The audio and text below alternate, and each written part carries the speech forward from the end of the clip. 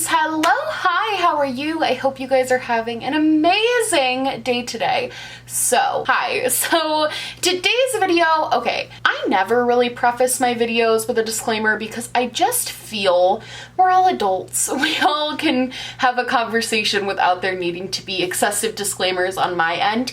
But this topic is a little bit different than topics I usually talk about. Usually I have like a set person that I'm talking about. And today I more want to talk about like concept. I don't even know how to put it. But basically today I'm going to be talking about some people who I think do things that are problematic, but I don't necessarily think it makes them bad people. Basically in this video, I'm gonna be talking about people that I don't want you guys, I never ever talk about people and want you guys to go attack them, but this is not meant to be like a bullying video. This isn't meant to pick on people. This isn't meant to be mean for no reason or be like malicious to people. This is more to call attention to, I think, some of the, I call it tomfoolery that happens in the beauty community that I don't think a lot of people talk about, and it kind of gets swept under the rug because there are so many bigger guru scandals, like the people that are in like the tens of millions of subscribers. They have so many of their own scandals that I think these people kind of fly under the radar,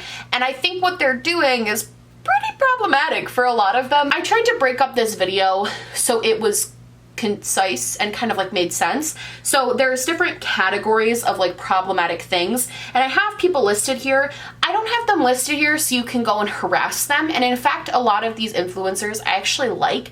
They're more to provide examples that this is happening and less to like actually call the person out on these things. Does this make sense? This isn't like a call out. This isn't like me trying to start beef with anyone. This is just observations that I think need to be noted and I think people need to talk about. So let's get right into it. With that, I hope that disclaimer made sense. Today, I want to talk about problematic beauty gurus that no one talks about. And like I kind of already said, I think because there are so many massive influencers that get involved in massive scandals, there are some beauty gurus that get away with doing things that are incredibly problematic. And this is not talking about like Nikita Dragon. I'm talking about the people that you think are unproblematic and you don't really realize they're doing things that are shady, but they are.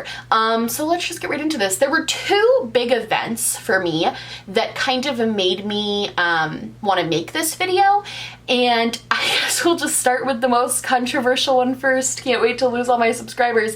The first type of beauty guru that is very problematic that nobody talks about are the overly political beauty gurus. This is like, I know this is all very touchy. I know people have very strong opinions. Rachel, I think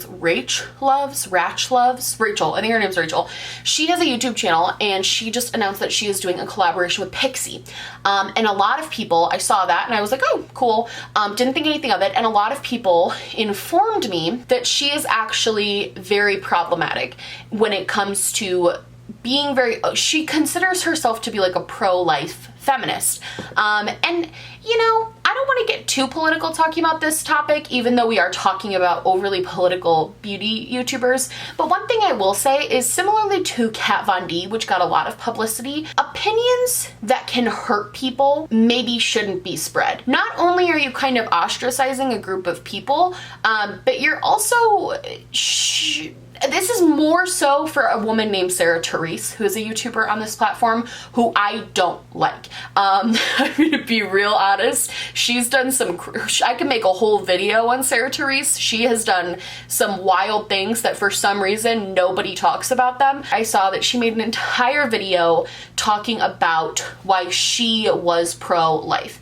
And again, everybody has their own opinions. Whatever. She is very extremist in her opinions, incredibly so. More so than most people that I know that are pro-life, like incredibly extremist. In my personal opinion, the laws that are happening are a regression for women's rights, and that's just kind of how I feel about that. The thing is, I would never like shame someone for having a differing opinion to that, whereas I think people like Sarah Therese would, because she made a whole video shaming people for having an opinion that's different to that. She was really spreading, first of all, Sarah Therese bothers me a lot more than Rach Loves, because she was spreading a lot of misinformation, a lot of things that blatantly aren't true, a lot of facts that are not facts. They were just her opinion, and she's twisting science to fit her opinion, which isn't true. Spreading that to her hundreds of thousands of people that she has following her, spreading that misinformation, in my opinion, is incredibly problematic, and exactly why I stopped supporting Kat Von D, because she was twisting science to fit her own narrative that vaccines were bad for you. It's the same logic for me. Even though one topic is a lot more controversial than vaccinations, like I get it that pro-life and pro-choice, they're very different. It's a very, like, obviously one has a lot of passion behind it and I completely get it, but I think to spread falsehoods on your channel is pretty gross. I think people like Ratch Loves, who are spreading to their subscribers like almost it seemed like in a shaming way, I guess, because the responses to her tweet were a lot more problematic than the tweet itself, where she basically said doing a procedure like that is very rarely a medical necessity, which again is just twisting facts and making them your opinion. Those things I find problematic. I think misinformation and judgment towards your own subscribers, I find that to be problematic. And I know that's going to be a very controversial opinion, and I know people are going to be really heated about it. Know that I understand that everybody has a very differing opinion, and this is a very heated topic. I didn't talk about this willy-nilly. I know this is super heated, but I do think it's important to have the conversations of, like, there's something about using your platform to spread, you know, what you want to spread, and there's spreading misinformation and spreading judgment. I think those are two different things. So that's that.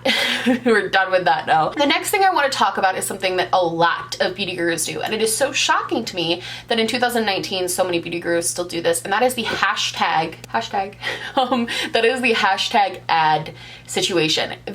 I could name hundreds of beauty gurus that do not say that what they're saying or what they're posting on Instagram or what they're posting on YouTube is an ad, and it's infuriating. Adeline Morin was the person that set this off for me, because Adeline Morin recently posted an ad for Marc Jacobs Beauty, and it's just like a perfume, the new Daisy perfume, and did not put ad. She didn't say it was an ad. She said she was a Marc Jacobs partner, which according to the FTC is not clearly disclosing, but at least that's better than people like Nikki and Gabby DiMartino who just do ads and literally aren't even like I'm partnered with or I'm working with. It's literally like, you guys should check out this app, like this app that I've been using. It's so fun. This app is amazing. And literally nothing about talking to the company, nothing about this, nothing, nada. Nikki and Gabby DiMartino do this all the time. I've heard that Katie and Desi do this all the time with makeup brands. They never, ever, ever put hashtag ad. And that is one of the things that I truly think makes beauty gurus so problematic. If you are not disclosing your sponsorships in 2019, that is so incredibly problematic to me, and also just scuzzy, especially, and honestly, I like Adeline Morin. I like all those girls that are like doing whatever, the DIY people. Like, I like all of those girls. I like all of their content. I think they're fine. The thing about them, and the thing about like Nikki and Gabby, is all of their subscribers are children. Like, their main core audience are kids who are not aware of like disclosure laws, who are not aware of advertisements. It's really sick to me that these girls knowingly, because you get your statistics, like you know what your age thing is, these girls knowingly get those statistics, take advertisements, and then don't tell their fan base that they're being advertised to. I think it's so scummy and gross to not just disclose your freaking advertisements. It's not difficult. I guarantee your fans will still buy it anyway. It's not hard. And the fact that brands are working with influencers who don't disclose sponsorships and they still pay them to not disclose, those brands should not be allowed to be doing sponsorships anymore. Like, the FTC should be stepping in and stopping them from working with social media influencers, because it's so disgusting to me. Disgusting that these people are still getting away with this stuff. That one I feel very strongly about. I think that's so gross. All right, to the next one I want to talk to you guys about is kind of a question, I guess. And that question, I guess, would be, do you think that influencers who support brands that are problematic become problematic in of themselves? The first person I thought of, which makes me sad because I love her, but as Kristen Dominique. She's been very like not stopping using brands like Kat Von D. Actually, Nicole Guerrero is another one who I've seen using a lot of products that are considered like problematic brands. And I guess this comes down to a matter of opinion, because I know a lot of people think that you can separate the makeup from the person. I'm not one of those people, but I know a lot of people think this way. You can separate the makeup from the person, and a lot of people think no, the person and the makeup are one and the same, and by supporting the makeup, you're supporting the person and their ideas. And I think where this comes in is it's not even just that the act of like buying a Kat Von D product, because the act of a physical person who doesn't have a platform buying a Kat Von D product, I don't think that's problematic in and of itself. I think personally supporting a brand, whatever, like that's your choice, that's your coin, whatever. I think the problem I have with this is that they have such a large platform. It's a weird discussion to have of, is it okay to promote brands that are known to be incredibly problematic on your platform with millions of people? Because that's where I have the issue with it. I don't have an issue with people buying stuff personally. I have an issue with using your platform to spread those really problematic things. Does that make sense? I don't know if it does. And I'd be interested to hear what you guys have to say. Like, do you guys think even buying it in the first place makes a person super problematic? Do you think it doesn't matter and a person is a person and they can review whatever they want? The other thing that's been huge is I know especially Kristen Dominique has been doing advertisements for Kat Von D, which I think has been really controversial, because not only is she actively promoting them, she's taking money from them to promote them and promoting their products on her channel with her millions of subscribers. I'd be interested to know what you guys think of all that and what you think of influencers supporting brands that are problematic and how you guys feel. Does that make them, like, to me, it's like, well, you're endorsing something problematic that in turn makes you a little iffy in my book. But I think other people could see it completely differently, whereas somebody's going to review the makeup, so why not it be them? Like, at least they're getting those viewers who don't care about the person, don't care about the drama, they just are here for the makeup. They get those viewers. So that's kind of an iffier one, but I did want to bring it up to discussion because you guys always kind of bring new things to my mind. And I thought it'd be interesting to hear your thoughts on influencers who support like traditionally problematic brands, if that makes sense. These next two are more, I didn't really have any, I had examples, but I don't want to be too shady, but these next two are more the same. So it's people who are different on Twitter than they are on their YouTube channels, and people who are mean to their subscribers. I don't know, I see this a lot, especially in like the smaller, more, not like micro, like my level, but more like 100,000 to like 500,000. I think that influencers between 100,000 and a million very rarely get put on drama channels just because they're smaller, obviously, but they're doing some shady stuff over there. I think there's a lot of them who are actively like mean to their subscribers and other people and are doing mean things behind the scenes, and I think that's so interesting. I like get why Jeffree Star is emboldened enough to do crappy things and treat his fans crappily, because he has such a large following backing up that problematic behavior. I don't understand these smaller influencers, because to me they just come off looking like jerks. Like, they just come off looking really nasty, really bitter, really mean. Like, there's so many smaller influencers that are just flat out mean to not only their subscribers, but to like other influencers, to the people around them. They seem like just mean people. And I think that's something that's super interesting. I really like, I have people in my head, I really don't want to say it though, but I think there are people that are flat out mean and they really go under the radar for whatever reason. They just never ever get talked about, and that's something I find super annoying, because we have enough bullies at the top of the beauty community. We don't need them in the middle tier too, like absolutely not. And this last one is one I find super interesting, the people who are different on Twitter versus on like their YouTube channel. I feel like people feel really brave on Twitter to say the things that they wish they could say, whereas on YouTube, for whatever reason, people are not so brave.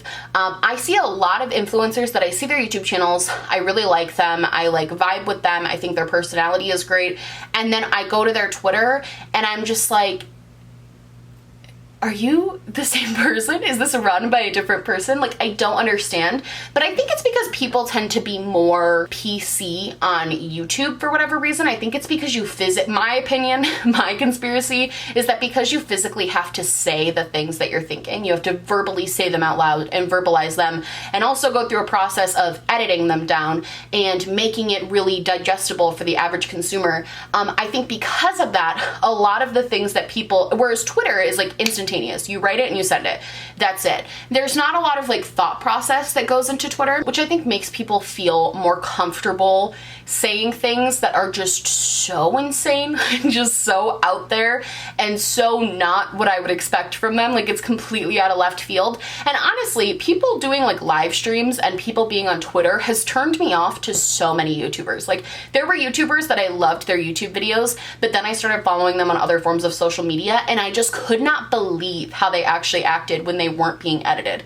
And I think that's something that's really interesting. I don't know if that necessarily makes someone problematic. I think that's more a matter of opinion, but it's something I wanted to bring up when talking about smaller things that go under the radar, because some of these smaller influencers, if they were like James Charles level, they would be at a drama channel every single day. Like, they say some stuff and I'm like, but that's pretty much all I had for you guys today, though. I just kind of wanted to start a conversation. Again, this was not meant to attack anyone or be bullying towards anyone.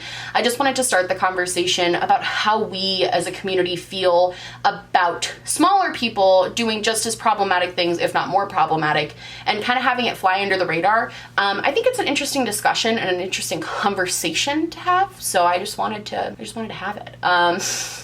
I hope you guys liked this video. If you did, please like and subscribe, or just subscribe, or do neither. Honestly, just so happy you're watching me. Thank you so much for being here. My merch, my social media, and everything I'm wearing on my face will be linked down below. I love you guys so much, and I will see you in the next one. Bye!